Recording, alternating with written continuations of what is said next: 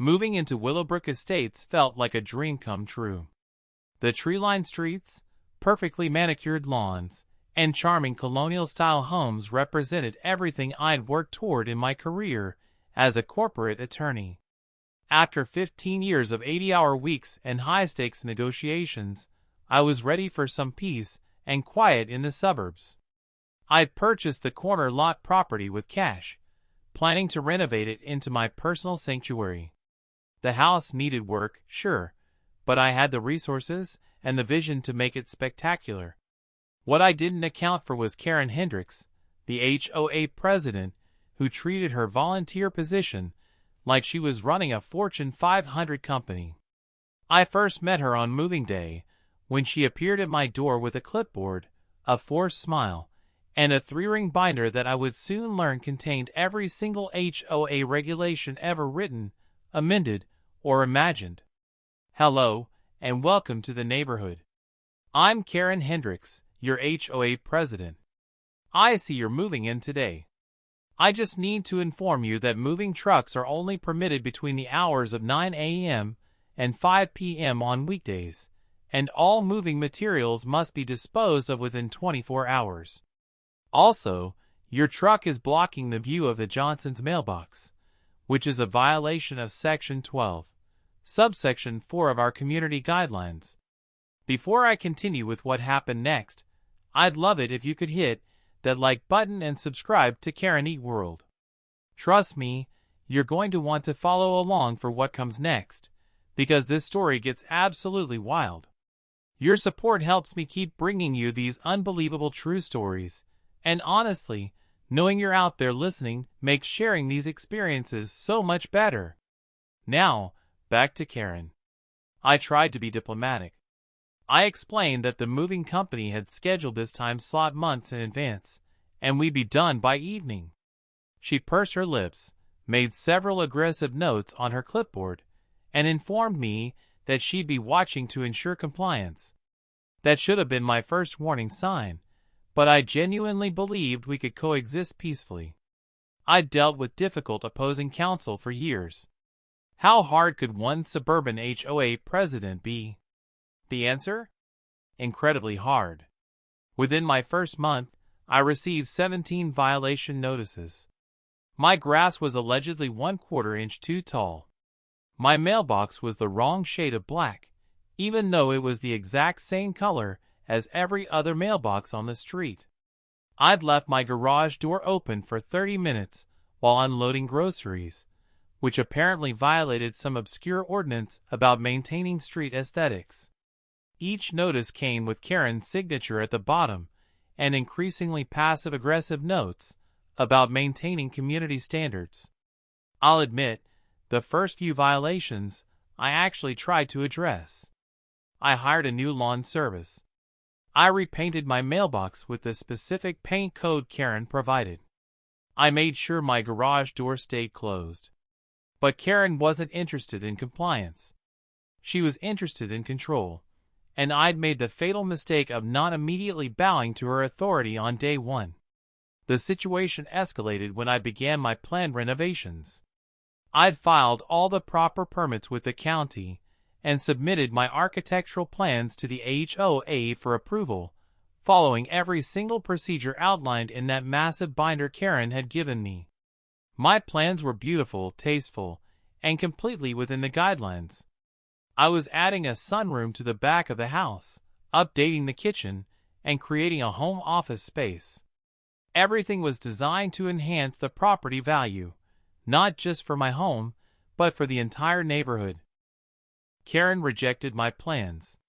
Not because they violated any specific rule, but because she claimed they didn't match the aesthetic vision she had for the community. When I pointed out that the guidelines contained no such requirement, and that several other homes had done similar renovations, she sent me a 10-page letter detailing why my plans were problematic. The letter referenced vague concepts like community harmony and architectural consistency without citing a single enforceable rule. That's when I realized Karen didn't care about rules. She cared about power. And she'd chosen me as her target because I was new, because I hadn't immediately fallen in line, and because she sensed I wouldn't just roll over. What she didn't know was that I'd spent my entire career reading contracts, finding loopholes, and playing the long game. If Karen wanted to play by the rules, I'd show her exactly what that looked like. I resubmitted my plans with a 40-page addendum documenting every single way my renovation complied with the H.O.A. guidelines. I cited specific sections, included precedents from other approved renovations in the neighborhood, and had 3 independent architects sign off on the plans. I also very politely noted that the H.O.A. bylaws required approval or denial within 30 days, and that failure to respond constituted automatic approval. Karen was furious, but she had no choice. She approved my renovation with a terse 1-sentence email. That's when things got really petty. Karen began driving by my house multiple times per day, looking for violations. She measured my grass height with a ruler. She took photographs of my trash cans if they were visible from the street for even a moment.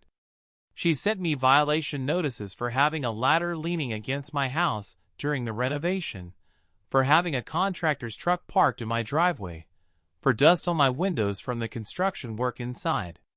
I documented everything. Every violation notice, every photograph, every interaction went into a file. My paralegal training had taught me that documentation was everything, and I had a feeling I'd need it. Meanwhile, I started doing some research into Karen herself, the H.O.A., and the legal structure of our little suburban kingdom. What I discovered was fascinating. Karen had been H.O.A. president for 7 years, running unopposed in every election because she'd systematically bullied anyone who considered challenging her. The H.O.A. itself was relatively powerful, with the ability to levy fines and even place liens on properties for unpaid violations. But that power came with responsibilities and limitations that Karen had been conveniently ignoring. For instance, all H.O.A. meetings were supposed to be open to homeowners, with proper notice given.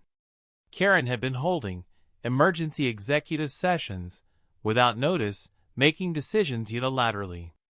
The H.O.A. was required to maintain detailed financial records available for homeowner review. When I requested them, Karen told me they were confidential. The H.O.A. was supposed to have a formal appeals process for violations. Karen had been denying appeals without even holding hearings. I also discovered something interesting about Karen's own property. She lived in a modest ranch-style home 3 streets over, which she'd purchased 12 years ago. She'd served as H.O.A. president for 7 of those years, and during that time, she'd renovated her own home extensively without ever submitting plans to the H.O.A. for approval. Her garage had been converted into a home office. She'd added a deck to her backyard. She'd even installed a fence that was 6 inches taller than the H.O.A. guidelines allowed. When I politely inquired about these discrepancies at the next H.O.A. meeting, suggesting perhaps we should ensure all homes were in compliance, Karen's face turned an impressive shade of purple. Those renovations were grandfathered in before the current guidelines were established, she snapped, which was obviously untrue since I'd reviewed the meeting minutes, and the guidelines had been in place for 15 years. That's when Karen made her biggest mistake. She decided to fine me $5,000 for what she called persistent and willful violations of community standards. The specific violations? My contractors had arrived at 7:58 a.m. instead of 8 a.m. on 3 occasions. My construction dumpster was 2 feet into what she claimed was a sightline easement, though no such easement appeared on any official property documents. And my choice of exterior paint color for the sunroom, while approved, was apparently creating visual discord with the neighborhood. The fine notice arrived via certified mail, along with a threat to place a lien on my property if I didn't pay within 30 days. Karen had attached a smug little note that said, "Perhaps this will encourage you to take our community standards more seriously." I didn't get angry. I got curious. I spent the next 2 weeks doing the most thorough legal research of my career. I reviewed every single H.O.A. document, every bylaw, every meeting minute from the past decade. I examined the original development agreements, the county records, and the state laws governing homeowners associations. And I found exactly what I was looking for. The H.O.A. bylaws had a very specific clause about officer conduct and fiduciary responsibility. Officers were required to act in the best interest of all homeowners, follow all established procedures, and maintain proper records. Failure to do so could result in removal from office and personal liability for damages. More importantly, homeowners could call for a special election with a petition signed by 25% of the community. I spent the next week quietly talking to my neighbors. Not about my personal situation with Karen, but about their experiences with the H.O.A. What I heard was shocking. Karen had been terrorizing the neighborhood for years.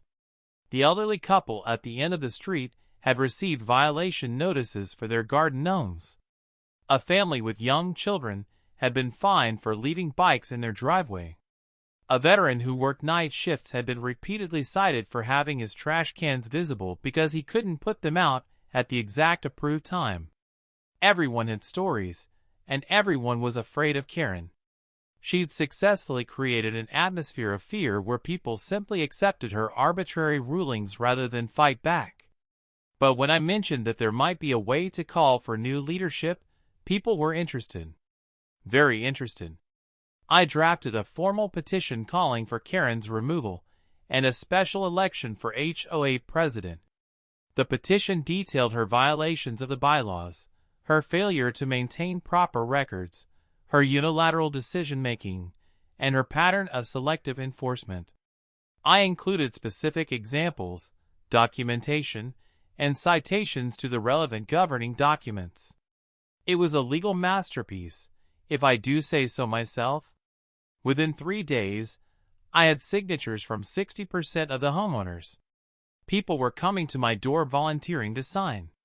Some were sharing their own horror stories of Karen's reign.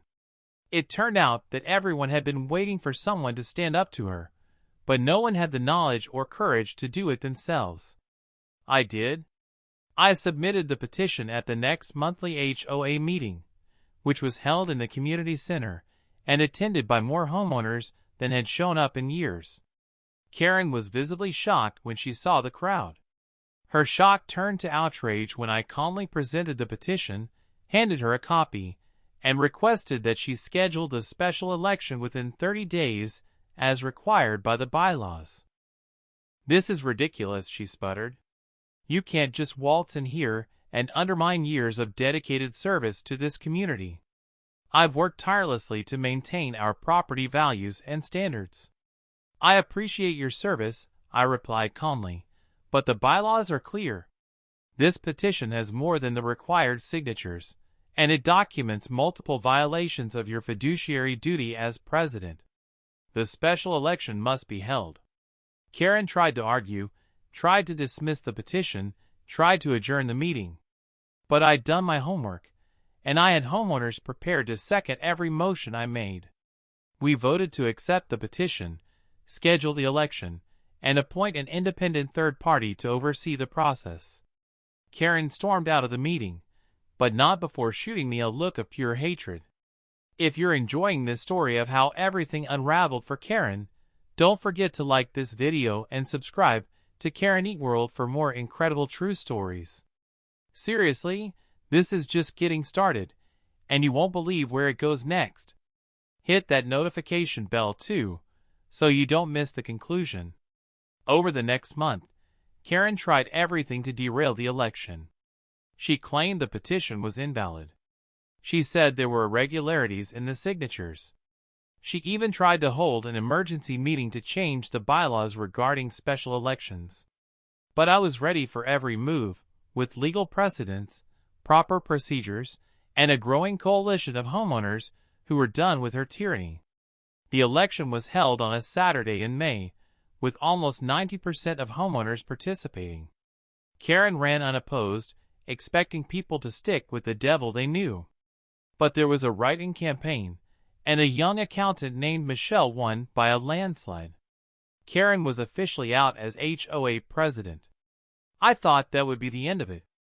I was wrong. Karen became obsessed with me. She started filing complaints with the county about my renovation, claiming I didn't have proper permits even though I had filed everything correctly. She reported my lawn service to the state for allegedly lacking proper licensing, which cost them time and money to prove otherwise. She even called 911 multiple times claiming suspicious activity at my home, which turned out to be contractors working during normal business hours. The harassment was relentless, and it was clear Karen had moved beyond petty H.O.A. politics into something more personal and vindictive. I tried to take the high road. I documented everything, reported the false 911 calls to the police, and generally tried to ignore her. But Karen wouldn't stop, and I realized that she never would unless something fundamental changed. That's when I had an idea. A brilliant, perfectly legal, utterly devastating idea. Karen lived in her home, which she'd owned for 12 years. But I remembered something from my property research. The houses in our development weren't owned outright by most people. They were held under long-term ground leases with a holding company. The actual land was owned by the original developer's investment group, and homeowners paid annual ground lease fees as part of their H.O.A. dues. It was an unusual arrangement, but not uncommon in newer planned developments. The ground leases were for 99 years, so most people treated them like ownership and never thought about the underlying structure. But technically, the holding company still owned the land, and the ground leases could be sold, transferred, or terminated under specific circumstances. I started researching the holding company. It had been set up by the original developer, who'd since retired to Florida. The company was basically dormant, existing only to collect the ground lease fees and maintain the legal structure of the development. After some digging and a few discreet phone calls through my professional network, I discovered that the developer was looking to liquidate his remaining business interests. I called him directly, introduced myself as a corporate attorney and fellow homeowner, and asked if he'd be interested in selling the holding company. We negotiated for 2 weeks, and I purchased the entire entity, along with all ground leases for every property in Willowbrook Estates, for a sum that was substantial but well within my means after years of big law bonuses and careful investing. Suddenly, I owned the land under every house in the neighborhood, including Karen's. The ground leases were solid, 99-year agreements that couldn't be broken under normal circumstances. But they had clauses, as all good contracts do. Specifically, there was a provision allowing for lease termination if the leaseholder violated the terms of the agreement or engaged in conduct detrimental to the community. I spent the next month documenting every single thing Karen had done. The false police reports were particularly useful, as I obtained official statements from the police department noting the pattern of harassment. I documented her violations of her own H.O.A. rules from years past. I collected statements from neighbors about her harassment campaign. I built an airtight case that Karen had engaged in conduct detrimental to the community. Then I sent her a formal legal notice on my new company letterhead, informing her that her ground lease was being terminated in 90 days due to material breaches of the lease agreement. The notice detailed every violation, cited the specific lease provisions, and explained that failure to vacate would result in eviction proceedings. It was completely legal, properly documented, and absolutely crushing. I also sent notices to all other homeowners assuring them that their leases were secure, that I had no intention of raising fees or changing terms, and that this action was specific to one individual who had engaged in a documented pattern of harassment and community disruption. I attached evidence of Karen's behavior so people would understand why this was happening. Karen showed up at my door 3 days later, shaking with rage. "You can't do this. This is my home." I've lived here for 12 years. You've lived here under a ground lease agreement that you've now violated, I replied calmly, handing her a copy of the lease with the relevant sections highlighted. I'm the new leaseholder, and I'm exercising my legal rights under the contract you signed. This is revenge. This is because of the H.O.A. This is because you filed false police reports, harassed my contractors, and engaged in a sustained campaign to damage my property and reputation, I corrected. All of which are documented, and all of which violate your lease agreement. You have 90 days. Karen tried to fight it. She hired a lawyer who quickly realized that the lease was ironclad and my documentation was impeccable. She tried to rally support from neighbors, but everyone remembered her years of tyranny. She even tried to apologize and promised to stop the harassment, but I'd learned from years of legal practice that you never negotiate from a position of proven bad faith. The 90 days passed. Karen's lawyer advised her to leave rather than face formal eviction proceedings that would appear on her record. I watched from my beautiful new sunroom as the moving trucks pulled up to her house, knowing that she finally understood the price of her obsessive need for control. She'd pushed someone who had the resources, knowledge, and determination to push back, and she'd lost everything because she couldn't leave well enough alone.